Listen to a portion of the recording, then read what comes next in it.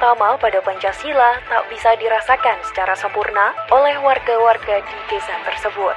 15 tahun sudah, mereka hanya bisa menatap miniatur bangunan gereja yang menjadi impian sejak lama.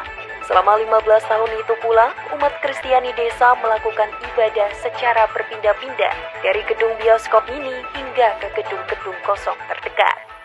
Ya ampun, kok mau ibadah bisa susah banget gini ya? Lek Dul, sendirian aja? Wah, ada Pak Bima, baru pulang ya Pak?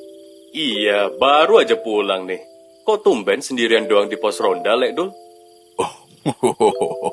Iya nih, sendirian doang.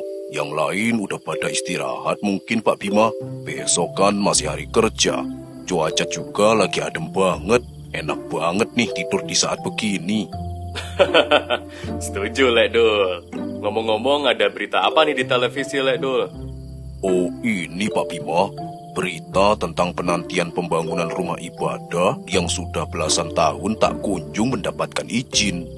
Wah, sama dong ya. Barusan ini juga saya pulang bertugas membantu warga di desa sebelah untuk mendapatkan izin pembangunan musola, Lek Dul. Wah, bisa samaan gitu ya. Kalau yang di berita ini, para warga udah nunggu selama 15 tahun agar izin pembangunan gereja di desanya segera diturunkan. Tapi nggak juga turun-turun surat keputusannya. Saya bingung juga, kasihan jadinya. Jadi selama ini ya mereka kalau mau ibadah jadinya berpindah-pindah. Kadang bisa di gedung sekolah dan hingga ke gedung bioskop mini di desa mereka. Wah, ya ampun. Kalau di tempat saya bertugas tadi ini, mereka sudah menanti pembangunan musola sekitar 4 tahun, Lek Dul. Sama-sama sudah menantikan selama bertahun-tahun ya Pak. Tapi padahal kan sebenarnya ibadah itu hak kita masing-masing sebagai warga negara Indonesia ya Pak. Bahkan ada loh disebutkan di dalam sila ke-1 Pancasila. Kalau dari pandangan saya, ini bisa terjadi karena kurangnya toleransi antar masyarakat yang berbeda keyakinan.